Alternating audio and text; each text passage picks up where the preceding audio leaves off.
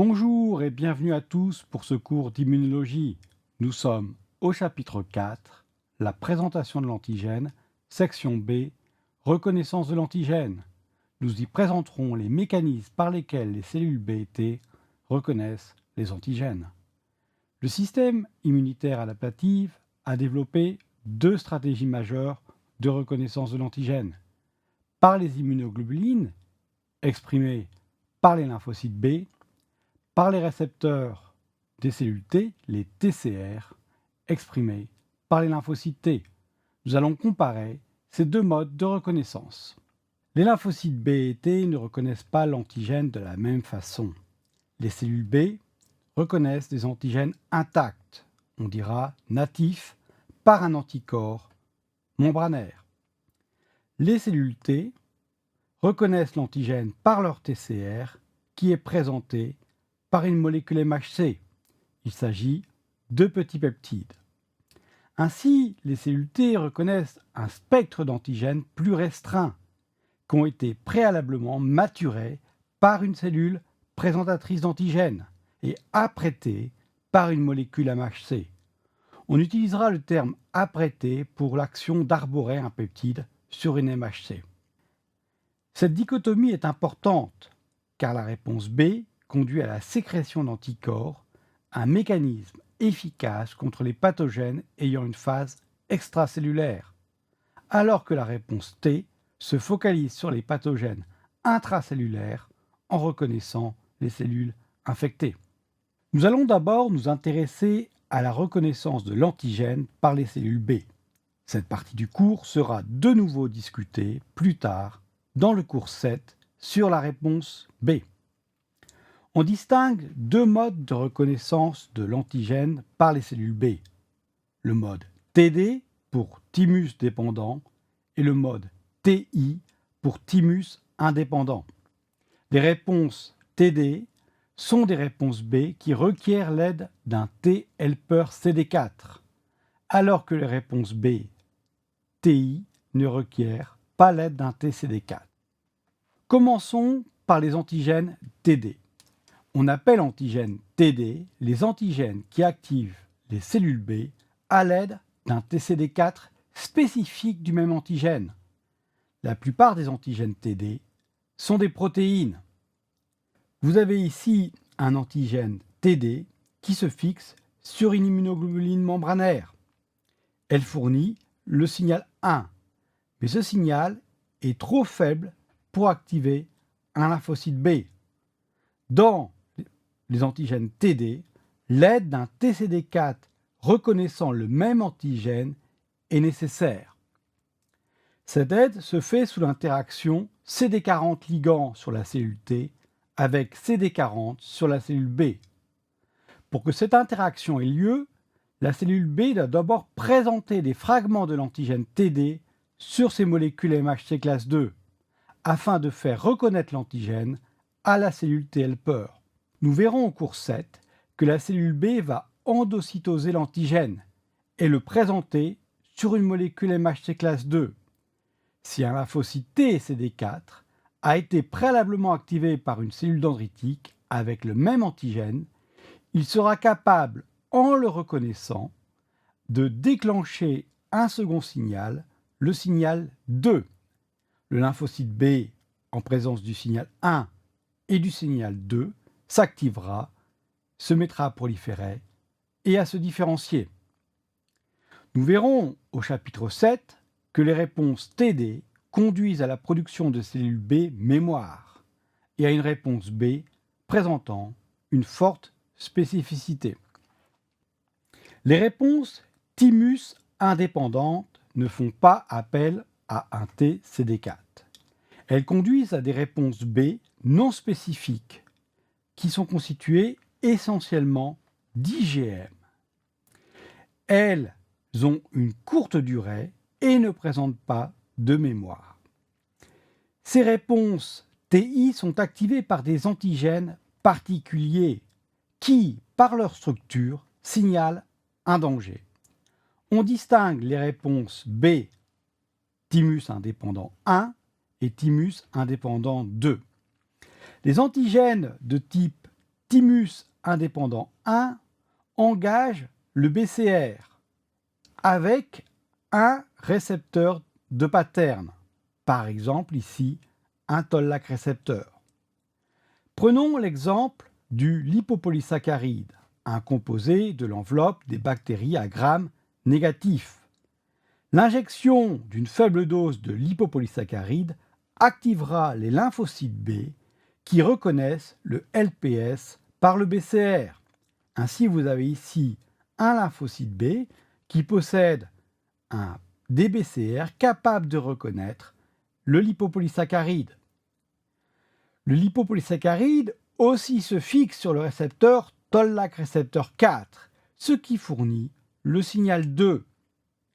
Ainsi, la présence de lipopolysaccharide en faible quantité va activer les lymphocytes B capables de reconnaître le lipopolysaccharide par leur BCR. À faible concentration, les antigènes TI1, comme le lipopolysaccharide, activent uniquement les cellules B capables de fixer le TI1 de façon spécifique par leur BCR. Mais à forte concentration, les antigènes TI1 sont capables d'activer toutes les cellules B en fournissant un signal 2 très très fort. Nous avons ainsi une réponse non spécifique qui se met en place en réponse à la présence d'une grande quantité d'antigènes TI1. Ainsi, l'injection d'une forte dose de lipopolysaccharide sera susceptible d'activer tous les lymphocytes B de manière non spécifique en activant TLR4 à leur surface. La réponse immunitaire B TI1 est importante lors des étapes précoces d'une infection par des pathogènes extracellulaires, parce qu'elles permettent une activation rapide des cellules B et la production d'anticorps immédiatement.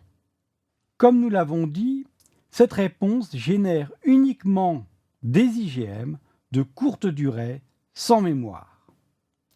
Les réponses thymus indépendantes de type 2 impliquent une autre classe d'antigènes particuliers. Ce sont des molécules de masse moléculaire élevée ayant des épitopes répétés. Par exemple, il peut s'agir de la capside d'un virus, ou encore des polysaccharides à masse moléculaire élevée, comme le dextrane. Vous voyez ici un antigène TI2, du fait qu'il ait des épitopes répétés, est capable d'activer un grand nombre de BCR à la fois, et le signal fourni est suffisant pour activer le lymphocyte B à se diviser et à se différencier. La réponse TI2 génère uniquement des anticorps de type IgM, non spécifiques et sans mémoire. Ainsi, les réponses TI1 et TI2 représentent une branche évolutivement ancienne de la défense de l'autre contre les microbes. Elles n'ont pas besoin de l'aide d'un TCD4, car l'antigène fournit par sa nature une indication de sa dangerosité, qu'il soit un POMS, un molecular pattern dans le cas des réponses TI1, ou des protéines à épitopes répétés dans le cas d'une réponse TI2. Nous allons maintenant nous intéresser à la reconnaissance de l'antigène par les cellules T ayant des TCR alpha-bêta. Il s'agit, nous l'avons vu, d'antigènes protéiques pour l'essentiel, qui ont été maturés par une cellule présentatrice d'antigènes. Ainsi, une protéine est clivée en petits morceaux et les peptides sont présentés sur des molécules MHC. Les cellules TCD4 reconnaissent des peptides de 10 à 25 acides aminés. En moyenne, leur taille est d'environ 20 acides aminés qui sont présentés par des molécules MHC classe 2. Les cellules TCD8 reconnaissent, quant à elles, des peptides de 8 à 10 acides aminés présentés par des molécules MHC classe 1. Soulignons qu'il existe une autre classe de cellules T, les cellules T portant des TCR gamma-delta. Ils reconnaissent des petites molécules phosphorylées et des antigènes bactériens lipidiques liés à des molécules présentatrices d'antigènes qui ne sont pas des MHC classiques. Ce sont les molécules CD1. Pour être activée, une cellule T naïve doit intégrer deux signaux. Le signal 1, généré lors des interactions entre le TCR de la cellule T et le complexe MHC peptide d'une cellule présentatrice d'antigènes. Et le signal 2, généré par les molécules costimulatrices CD80, CD86, qu'on appelle encore B71 ou B72, induites par la cellule présentatrice d'antigènes, et le récepteur sur la cellule T, CD28. On donne en immunologie le nom d'APC, littéralement Antigen Presenting Cells, aux cellules capables de présenter un antigène aux cellules T. On réserve le nom d'APC professionnel aux trois types cellulaires capables d'exprimer des peptides sur un MHC classe 2. Il s'agit des cellules dendritiques, des cellules B et des macrophages. Les cellules dendritiques sont les seuls APC professionnels capables d'activer des cellules T naïves in vivo. Ce sont les seules cellules ainsi capables d'initier les réponses T. On retrouve ici la rhétorique des immunologistes avec leur désir de classer en dichotomie le non-soi et le soi, les professionnels et les non-professionnels. À titre personnel, j'aurais réservé le nom de APC professionnel aux seules cellules dendritiques. Mais suivant la nomenclature en vigueur dans les ouvrages d'immunologie, le terme APC professionnel sera donné aux trois types cellulaires capables d'exprimer des peptides sur une molécule MHC classe 2, les DC, les cellules B et les macrophages. La présentation de l'antigène sans signal 2 conduit à une inactivation de la cellule T appelée anergie. La cellule T devient insensible à la présence d'antigènes au long terme. Il s'agit d'une forme de tolérance immunologique périphérique, l'absence de réactivité, car l'absence de signal 2 indique que l'antigène n'est pas dangereux. On parle de tolérance périphérique car elle ne se produit pas dans la moelle osseuse ou le thymus, où l'on parlera de tolérance centrale. Les cellules T à mémoire dépendent moins de la costimulation que les cellules T naïves pour être activées. Ainsi, comme vous le voyez ici, une cellule T mémoire peut être réactivée par la présence du même antigène en absence de signal 2. Elle a comme gardé en mémoire que l'antigène était associé à un danger. Nous allons résumer ce que nous avons appris. D'abord, que les cellules B et T ont des modes de reconnaissance de l'antigène différents. Les cellules T reconnaissent des fragments, généralement des peptides, exposés à la surface des cellules hôtes par des molécules présentatrices d'antigènes MHC. Les cellules B sont capables de reconnaître des antigènes intacts par leur BCR. Nous avons distingué deux modes d'activation des cellules B, par des antigènes thymus dépendants ou TD, antigènes contre lesquels les cellules B ne peuvent pas produire d'anticorps sans l'aide de cellules TCD4 spécifiques du même antigène. La plupart des antigènes TD sont des protéines.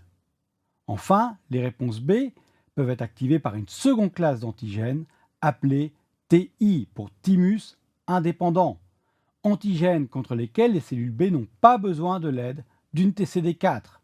La plupart des antigènes TI sont soit des antigènes qui engagent également des récepteurs de pattern sur les cellules B, pour les TI1, ou sont activés par des molécules à épitopes répétés qui engagent plusieurs BCR à la fois. Les antigènes thymus indépendants ne génèrent que des réponses B de courte durée et sans mémoire.